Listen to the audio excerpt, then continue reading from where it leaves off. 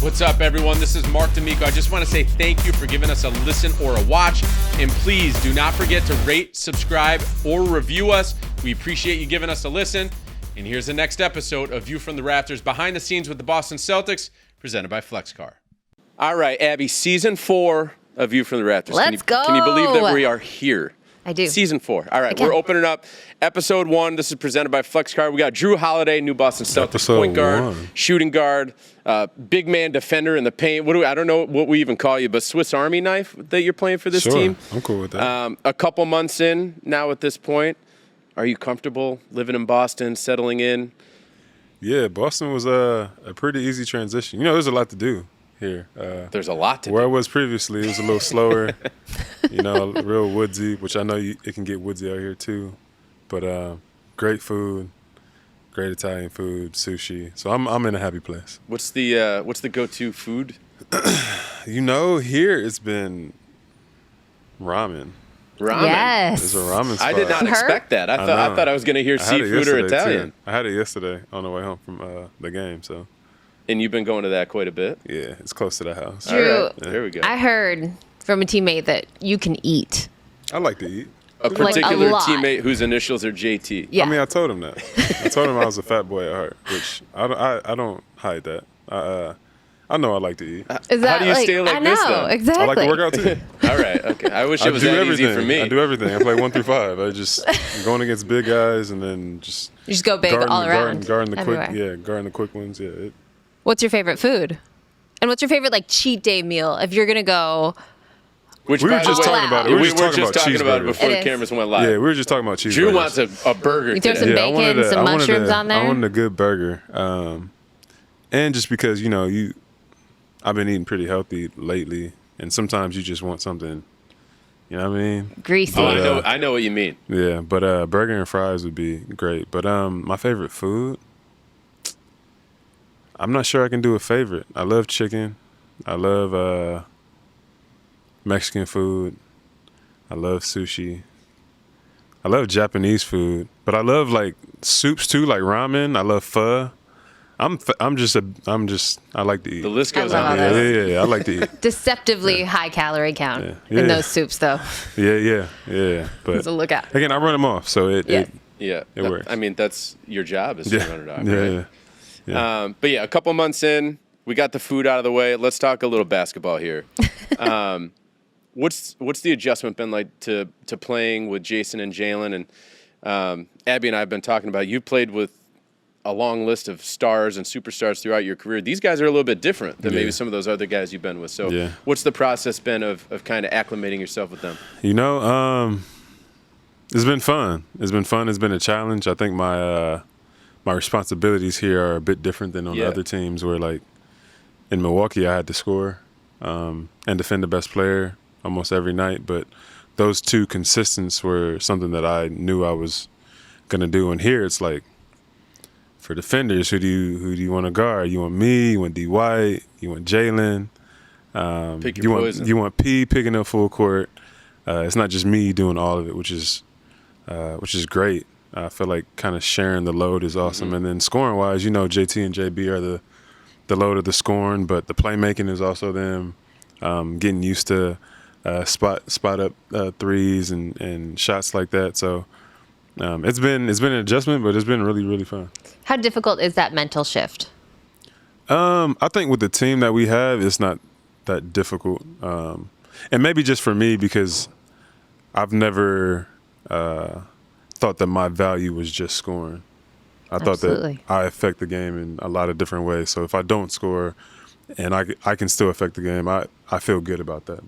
That makes me feel fulfilled, essentially. So it's been an adjustment, but I think just getting used to even sometimes down the stretch, knowing I might not be setting up the offense for what guys need to do, or I might not be on the best guard playing defense or whatever, because we have just as much talent on our team, or somebody who can do it as well, and if not better than I can. So it's been it's been fun, and just goes to show how well put together and how talented our team is. Is that a relief? Oh yeah, almost. Oh yeah, 100%.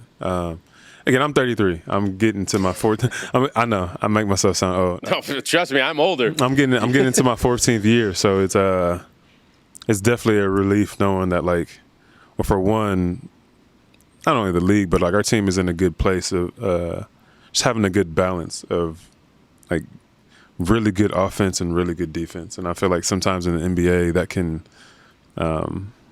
get lost, or like some teams you might see they're young and they're learning, and how they play basketball could be a lot different.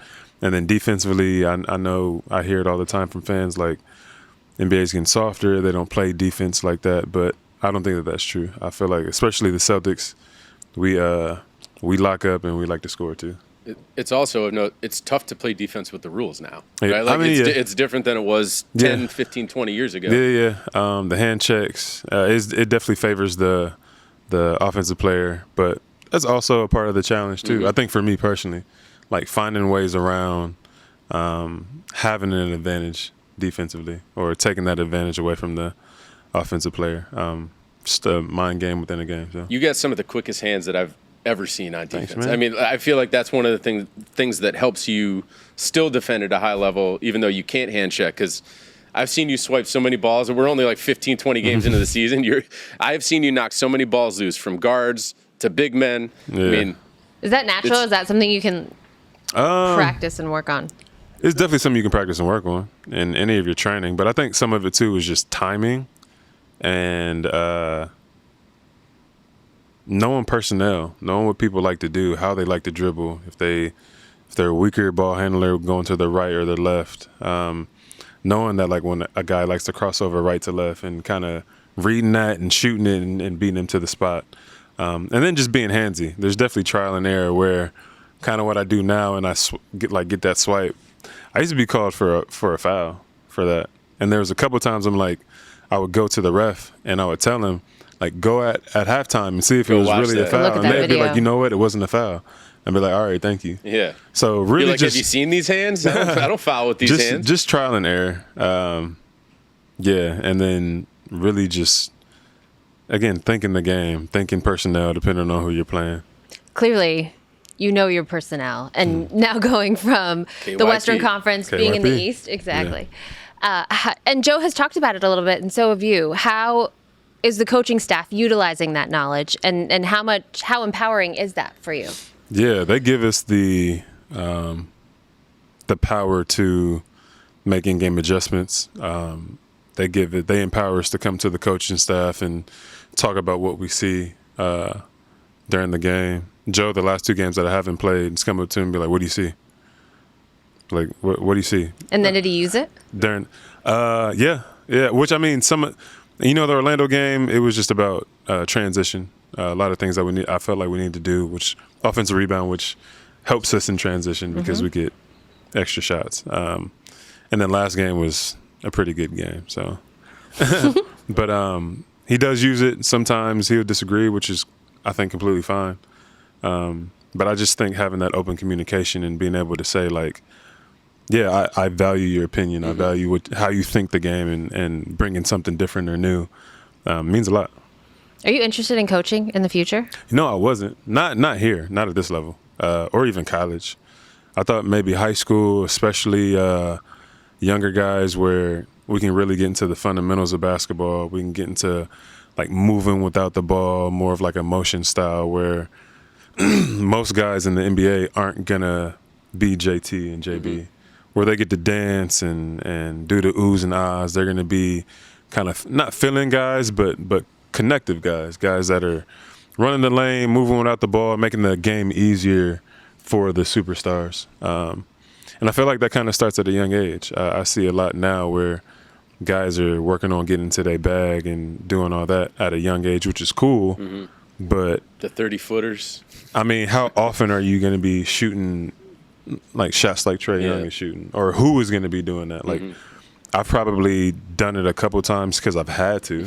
Right. You know what I mean? Just like in the flow of the game. It's Right. like you had to do it. But not just, I mean, shooting it from 35 feet, doing like the Dame time. Logo. You know what I'm I was going to say logo. Yeah, logo Dame. Yeah. So I feel like there's a select few. There's like a 1% that'll get a chance to do that. But are we really thinking the game, or can we be versatile as basketball players? And where does that start? I think it kind of starts at a younger age, being able to get the fundamentals down. So I love hearing you talk about that, though, because what you're talking about teaching guys is essentially like what you've embodied since you came into the league, and especially what you're embodying since you came here, right? Yeah. Like, it stands out to me that you're that kind of guy who you don't really care what the coach is asking you to do. You're just going to go do that to the best of your ability, and hopefully it's going to help the team win, right? Like, you've had to guard Julius Randle, Cat, Joel Embiid, Giannis Antetokounmpo. Like, these are some of the best bigs in the NBA. Yeah. You're a guard, but you don't care. Like, that's what's going to help the team win. So where does that come from? Like, when did that start to show up in your basketball mind? I think it's always been there. I think there was this thing of obviously growing up being one of the better players. But I always thought winning was fun. It's better than scoring 30 every night. That just That's wasn't what I love about you. That wasn't my personality ever. I was the type that was like, people always told me I had to shoot more. Mm-hmm. You got to shoot more. Why are you passing so much? You got to shoot more. So I just think my personality was more on the side of literally, I want to see everybody get a piece. Mm-hmm. Like, I want to see everybody kind of maximize their game. And when everybody kind of gets a feel, everybody's happy. Mm-hmm. Nobody's disgruntled, which I know it's not perfect that way every time, but I've just always been that type of person. So when it came to doing that, it was easy. I think the part that gets tricky in the league, and this is a completely different conversation. That's okay. Let's go. Is when the money comes into play. Mm-hmm. So that's a really good point. People don't talk about that enough. When the guys who get paid big, they usually are the scorers. Mm-hmm. They usually, they usually score 30. The faces they of the can franchise. Thank you. Want to do more. Which I think the NBA and NBPA have done a good job of kind of balancing that out a little bit. 3-and-D guys and stuff like that. But I feel like for the most part, that's kind of where that competitive nature comes in. And it's like, well, I have to score more so that my value goes up. Yep. But in reality, I've made a lot of my career off of playing defense and just hounding people on defense. From when I first, that's how I got on the court, was playing defense. So I do think that you can make a great living in basketball, focusing on defense, and even though you have the offensive abilities, really locking into defense. But not only that, man, just whatever your team needs to do. I've been focusing more on offensive rebounding. And career high rebounding numbers right now. Right. Like, and by far. I never had to. Because that's what the team needs, right? And I came into the league where it was like, bigs get rebounds, and if you stole a rebound from a big, I was getting yelled at. Yep. My big man was on me. Elton Brand was like, "Nah, don't do that." Yeah. So it was like, but now it's something that our team needs, and again, why not be me? Yeah. I'm out here running around anyway. I might as well go in there and try to get as many as I can. It's like keeping things fresh for you. But you're accentuating my point here, because I wasn't going to bring it up, but you're one of the higher paid players on this team in the league, yet you still have this mindset. Like, that has always stood out to me about you. You just want to do what is going to help the team win, no matter how much money you're making. I like winning. And that's another thing. It sounds like you love winning. I do. I have a very competitive family. I'm married into competition. Yes, let's dive into this. We'll get into that. I'm married into competition. I got 2 brothers in the league. My sister played basketball up until college. Both of my parents played sports, played basketball in college. I got cousins and aunties that played at Texas A&M and Oregon State and did all that. So it was like, growing up to this day, we still have competitions. If it's volleyball, if it's kickball, if it's pickleball, it doesn't matter what it is. So winning's fun. And sometimes I think you just kind of realize, like, I'm not going to win the way I want to win every time. And I think for guys that really want to win, they might have to accept that. It's like, if you really want to win, it's not always going to be on your terms or the way you actually see it. Like, and that's a part of sacrifice. To win on your terms. Yeah, that's a part of sacrifice. Something that from now winning a championship, and it's something, I feel like sacrifice is a word that's thrown around in the NBA so much, but to actually live it and embody it, how difficult is that? And how difficult is it to communicate that to others and to actually get everyone to buy in and believe that, understand it, and live it? Yeah, I think there's maybe just a period of adjustment, where you kind of have to look at yourself in the mirror and be like, all right, do I really want to win, and will I do everything it takes to win? Because the way that you like to do things is comfortable. I think kind of getting out of your comfort zone and doing things that are asked of you, even though you don't think that this is the way, or you've never seen winning this way. Maybe for this team, somebody else has a different perspective. It's like, well, if we're going to be a good team, I actually need you to do this.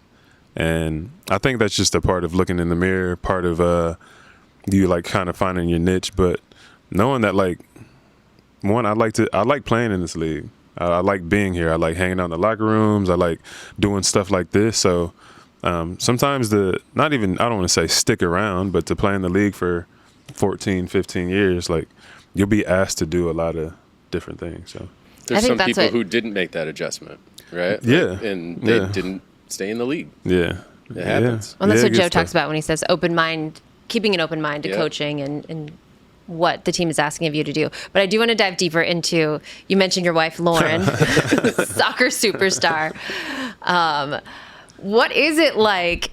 I mean, she's got what? 2 gold medals. 2 gold medals, a World Cup gold. Are you rubbing that in? 2 to 1? Who's the most athletic person in your family? Is she? I've always heard pound for pound it was my wife. What do you mean heard? From who? From her? Nah, because, we train together. We had some of the same trainers. We pretty much do everything together. So that's awesome. A lot of it would be like pound for pound her. I'd probably agree. That's the smart decision. I would say you say that begrudgingly, yeah. Nah, yeah, we, especially like in the beginning for us, I mean, we couldn't play Uno. We couldn't play Phase 10. We had to be on the same team when we did things. But even times like we played spades and we're on the same team, and let's say like I'm having a great game, and my wife is the one who's actually messing up. But the one thing I do wrong, she's on me. And I'm like, I've been so nice. Right, I've been so nice to you because like you've also been messing up way more than I have. But you want to like get after me after one thing. But that's her. That's her, especially when it comes to me. Abby, is that not? That sounds fun. Is that absolutely marriage? That is, right there? yeah, that's her right. Yeah, but yeah, she's a beast. And those are just like the big things. She was MVP of the NWSL. She won 2 championships in NWSL. She was Player of the Year, I think, in 2011. No, she's amazing. She went to the Final Four all 4 years in college. She's in the Hall of Fame for the national team and at UCLA. So like I'm playing a lot of catch up, but I've been there for quite a bit of it, and I think that's been really cool to experience and like really just be a fan of hers and just kind of be all of her. So it's cool. That makes me smile. Have you seen that play out in your kids at all yet? Because my oldest daughter, yes, is not competitive at all, and it drives me crazy. My daughter is competitive. I was going to say, reading your face, I think it's like overdrive, probably. Yeah, I think my daughter is a mix of me and my wife, but a lot of my wife, where she does not like losing. She can kind of rub it in your face, too. My wife's a bad winner and a bad loser. She'll tell you. And then my son is the same. He's a competitor, too, where they'll be running from here to the door, and JT would be like, JT's your daughter. JT's my daughter. Hendrix is my son. He'd be like, I win. He should be like, no, I won. And it's like, my daughter's 7, and Hendrix is 3. Like, she's smoking him. So no, I win. And then they go back and forth. He starts to cry, and I'm like, all right, bro, you lost, but like, all right, let's just say we both won. But after a while, I'm like, no, dude, you lost. Like, you're gonna have to learn to lose. You have to work sometimes. harder. Yeah. But at some point, he's gonna cross to the other side. He's gonna start winning. Let her have her time now. I mean, you never know. My sister was a beast too, so we got into it a lot. Did you know you were coming into a place with so many Hendrixes? I did not. I thought that. I mean, up until here, I'd never met a Hendrix under. Really? Under 20? Yeah. So to be 25? just to clarify, your son is Hendrix. Mm-hmm. Derek White His eldest son is Hendrix. Phil Pressey, the new assistant coach, has a son named Hendrix. And then And we just lost one. Rob, we just yeah. lost one. Yeah, Rob Williams had a son named Hendrix. I just want to say my son is the oldest. For the You were record. first. Yeah. You were first. I was first. Not that I'm competitive at all, but no, I think Hendrix is a cool name. Yeah, where'd it come from for you guys? So we were actually going to name him something else. There was this little. Can you reveal it? Yeah. There's this little boy. Just randomly, I think we're in Kansas City where my wife was playing soccer, and there's this little boy. His name was Riot, and I'm like, and he just, I loved him. He was fun to play with. We were playing outside. We were playing in the pool. We were doing everything. Like when I have a son, I'm gonna name him Riot. So in the bubble, I think my wife might have been like 6 months pregnant or whatever when I went to the. I know. Crazy stuff happens when my wife is pregnant, so that's the last time she was pregnant. She's gonna be pregnant. I'm like, yeah, right. It was pretty much set. And my wife's like, what about Hendrix? And I was like, dang, that's a cool name. That's a cool name. So then we ended up not deciding yet, and we went to after Hendrix was born, the nurse came in, and she's like, all right, you need to know a name. My wife was like, what name do you like better? She was like, Hendrix. I was like, all right. Love it. I haven't told you this. So I just had my gender reveal the other day on Thanksgiving with my wife. But prior to that, thank you, we didn't know, obviously, if it was going to be a boy or a girl. And she just randomly threw out, she was like, what about if it was a boy Hendrix? And I was like, no, like it can't happen. Oh, like, It's a great name. Why not? It's a great name. Yeah. I just feel like, number 4 on the team. Is it with the X or is it with the CK? I think it would have been with an X. With the X like Jimmy, yeah. Is yours with a CK? We don't have to worry That's about with the that. X. Okay. That's with the X. And is it confusing with JT and JT, your daughter? And JT, now that you hear JT so much around? No, never that. I think my daughter, I call her, I have a million names for her. Yeah. But, my son has JT shoes, and it says JT on the shoe. So for the longest time, matter of fact, they came to the Milwaukee game, had the shoes on, and saw JT or whatever. And my son's like, no, these are my sister's shoes. Oh, that's so cute. Yeah. So those are. Sorry, JT. Yeah. Do you let her have it? Yeah. He didn't argue. No, I didn't. He's argue. a dad. I didn't argue. No, not with her. And she's a lot like her mama, so arguing with her is It's a lose-lose Not the situation. best use of your time or energy. Right. She's gonna, Mark, you know what I thought when I found out FlexCar was going to be our new sponsor? No, what'd you think? I don't know what I thought. Neither did I, but then I went and checked it out. And? And it's basically a car subscription, and you choose the mileage package that fits you best, and that's it. Okay, Yeah, cool. it's honestly pretty cool. And it includes roadside assistance 24/7, car insurance, and maintenance. It's all included. In one bill? All in one bill. The only thing that is not included is the gas you put in the tank. And on top of that, it's cheaper. It's like 10 to 20% cheaper than buying or leasing a car. And what are you doing right now?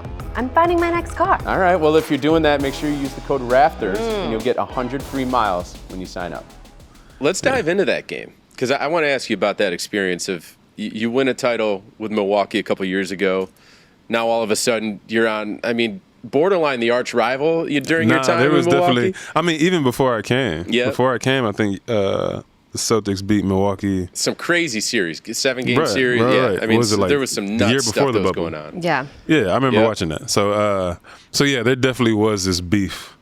There was a lot Did of you beef. feel it? When I first, yeah, for sure. It was 2 top dogs in the East. Yeah. Like the 2 top teams every And year. they were both like rising, Yeah. right? Yeah, Like they yeah, were both yeah. trying to get there. Yeah, and it was definitely a Unfortunately, fun you got rivalry. there instead of us, but Yeah, you guys got there the year after us. Yeah. just yeah. couldn't finish it, but hopefully we get there again. Yes, let's Hopefully go. we get That's there what again. we But want. it was definitely a fun rivalry. I remember going up against JB, and I'm like, man, this dude's good, because he was kind of like my matchup. Strong player, super athletic, and every time, like one of the first plays of the games, he would just hit me, like hit me in the chest or hit me somewhere, and I'm like, are you trying good? to send a message? Right, Yeah. bro. Like, are you straight? Every game he would do it, and I'm like, I like that, because like a lot of guys can tend to back down when I'm Yeah. guarding them, and JB is just not that type of person. Did you guys talk about that when you got here? I was like, he No, did no, that no, to you no. the first practice too, No. didn't he? One of Yeah, those yeah. first 2 practices? Yeah, so it's that competitive nature that I feel that makes everyone better, but especially the person you're going up against. makes them better and even more connected. Because at this point, I'm like, if you're gonna do this against me, I know you doing it against them. Yep. You know. But nah, I don't think I've ever talked to him about that. You got to bring that up. I probably should. I probably should. What was that game like, though? I mean, now you're on the flip side. You're with the Celtics. You're trying to take down the guys that you won the championship with. What was that like the first time getting out there? We're recording this in late November, right. So this was recent. But right. What was that like? Nah, it was fun, and we got the win. You tried to downplay it, though. Nah, I think everybody just hypes it up. I think everybody hypes it up. Literally for me, do you not That's kind feel of it as our much job. as we feel it? I think so. Yeah. I think that's part of the it's so job. strange to me. It is. I really think y'all feel it more than I do. Like, Really? I am super close to them, and so just seeing them makes me happy. Your But- friends, that was clear. You know what I'm saying? Like, we you were went in the locker room before the game. We were and- super yeah. close, and that's enough. But in practice, I still wanted to beat them. Any type of game that we played, I still wanted to win. When we played wiffle ball or when we played like pickleball, like I still wanted to beat them. Sound so like your daughter right now. Look, I sound like my household. So like going up against them, it was fun to see them and it was fun to do all that. But like when it comes to the court, I'm trying to win. So I also get excited about playing against or even like guarding them, the guys that like I know their game, like front and back. Better than anyone. You know what I'm saying? Yeah. So like I feel like not that I have the advantage, but I have the advantage. Yeah. Like I was literally in the locker room with y'all not that long ago. Right. So I think, and again, maybe I'm just different in that way. I know a lot of other people would have been like revenge game and all that. Like, yeah, I wanted to beat them, and also wanted to beat them because they're a top team in the East. But like, yeah, I wanted to beat them. Because that's your natural It's instinct. my natural instinct, and because they're my friends. I like beating my friends. I have two brothers in the league, and a wife. you love to beat and them. I love to beat them. Yeah.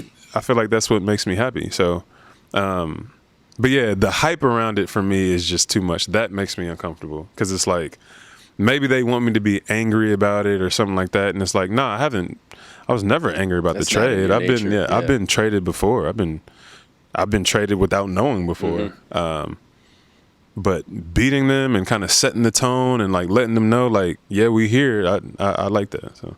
And defending Giannis, like, did you request this or did Yeah, Joe I'm okay. assign this? You know, I don't remember.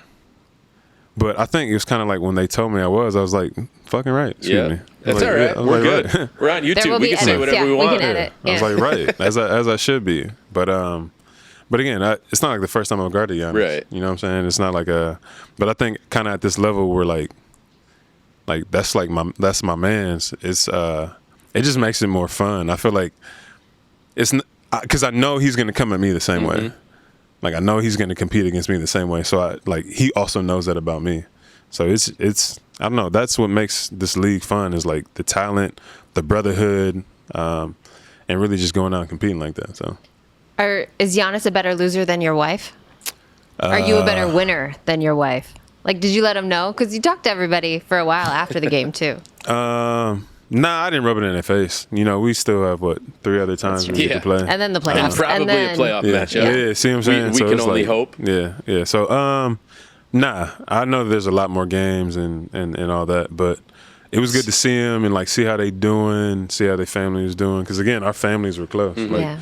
We have kids around the same age. Our wives and girlfriends were close and everything. So talking to them about that. But in between them lines, first quarter, 0-0, we got beef.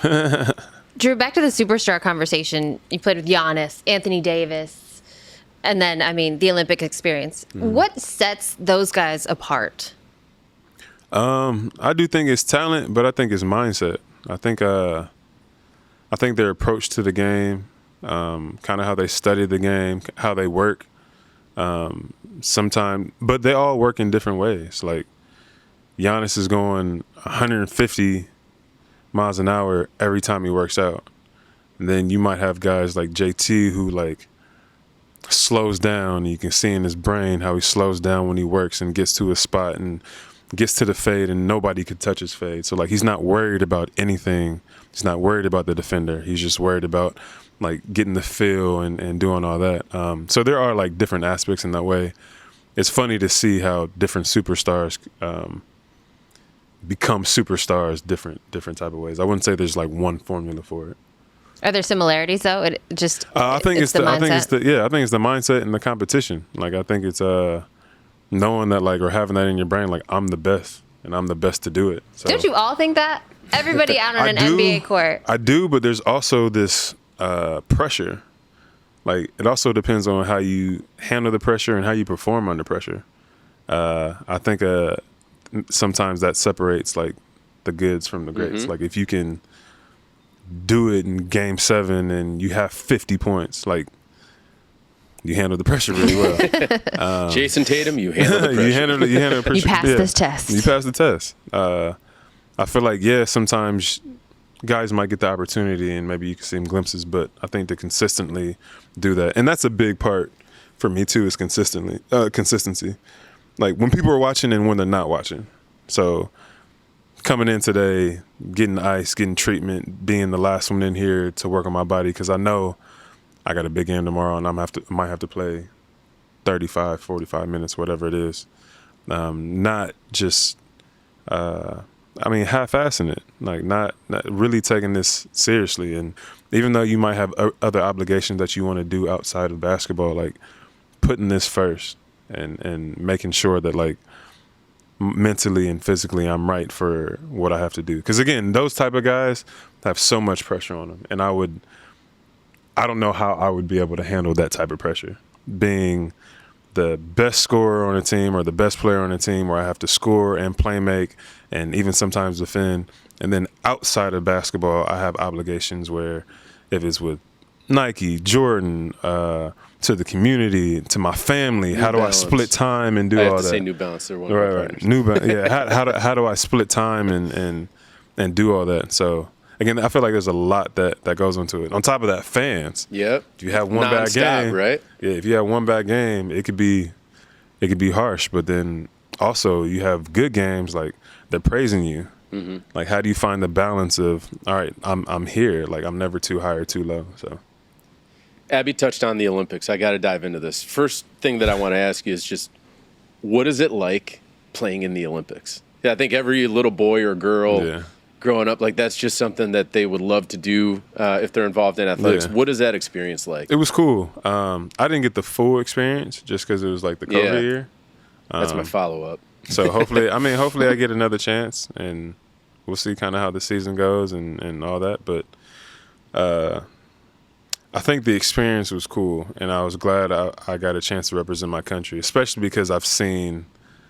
I heard your wife kind of pushed you into other people it. in my family represent our country. Yeah, she definitely had a little nudge, like you better do it. Yeah, which I mean, again, I was going through the playoffs, and I'm like, I'm already extremely tired. I'm picking up 94 feet from game one of the first series all the way through. Because just to remind everyone, you had a larger scoring role. Yes, with that team. Yeah. So this was the championship year because the 2020 Olympics got pushed back to 2021 because of COVID. So this is coming off of a finals run and winning a championship. So Jrue had a lot on his body. Leaving at that 2 days time. later. Yeah, we had the playing across the globe 2 days later. Yeah, we Tokyo, had literally but we had the parade, and then I think the next day, me and K-Mir had to leave.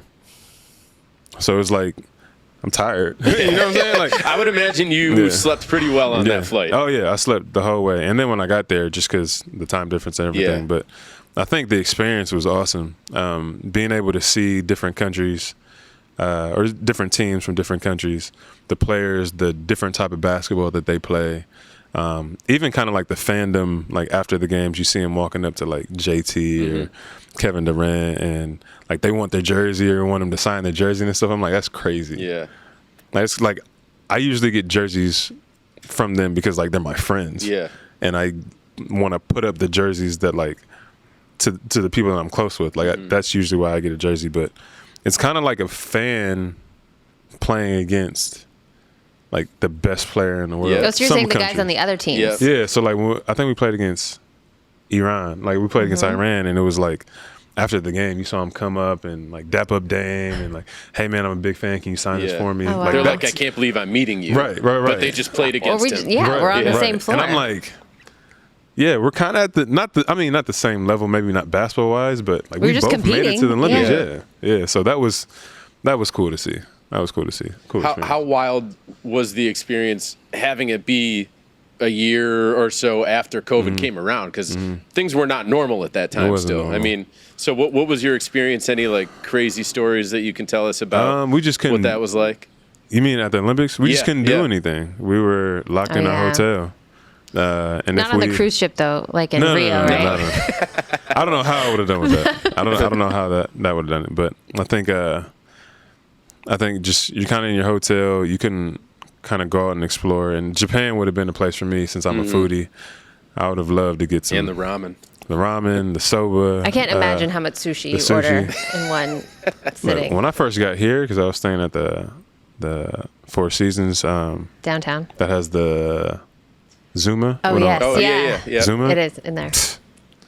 You were all over it? Second floor, I'm there. Yeah. But Japan was a cool experience. So I'd you like didn't get to explore do more. anything.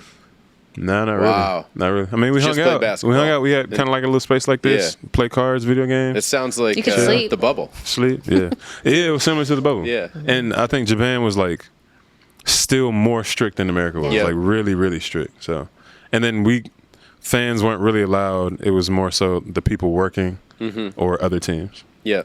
Wow, that's interesting. Yeah, Crazy. It is the holiday season. it is. That's what I hear. And I know I do want to talk a little bit about, first of all, tell us about the JLH that came out of the bubble and all of that, and how you and Lauren where you chose to focus all of your energy. Yeah. So in the bubble, obviously during COVID, there was a lot of businesses going under or not being able to stay afloat. And it was hard for me to go to the bubble because, one, I saw people that looked like me, and not only just people that look like me, but kind of the world around us kind of felt like it was crumbling. And then my wife was 5 or 6 months pregnant. So I'm like, do I really want to go leave my pregnant wife we already had There's my another daughter's little one to take care of. Yeah, my daughter's 4. Yeah. I think a 4 lot. at the time. It's a lot just to throw on her, and I felt like I don't know, it didn't sit right. So my wife and I are just in bed, and we just been talking more and more if I was like going back and forth if I was going to go. She was like, yeah, why don't you just give your salary? And I'm like, all right, we'll be fine. Like, I've saved up enough money, because I thought she meant like my full year salary. And at the time, I was getting paid, not as much as I'm getting paid now, but still quite a bit. I'm like, yeah, we'll be fine. And she's like, no, I just mean these last 5 months or whatever it is. I'm like, all right, cool. So we ended up doing that, and we gave to Black and brown owned businesses and nonprofits. And the cities that we chose were the ones that were close to our heart. So Indianapolis, where my wife is from. There's New Orleans, where I was at the time.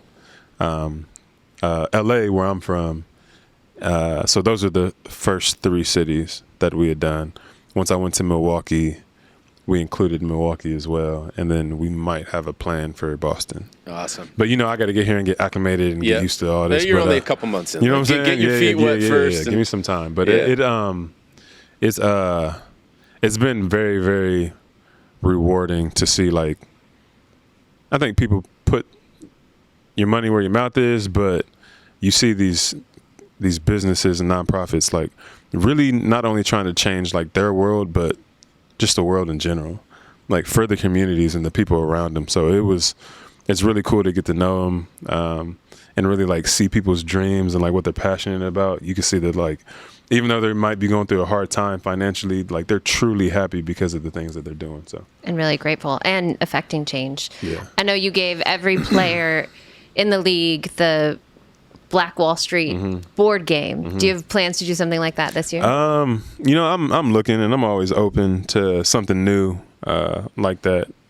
Obviously, me even growing up and not really knowing about Black Wall Street and kind of how that ends up, playing a big part in this country.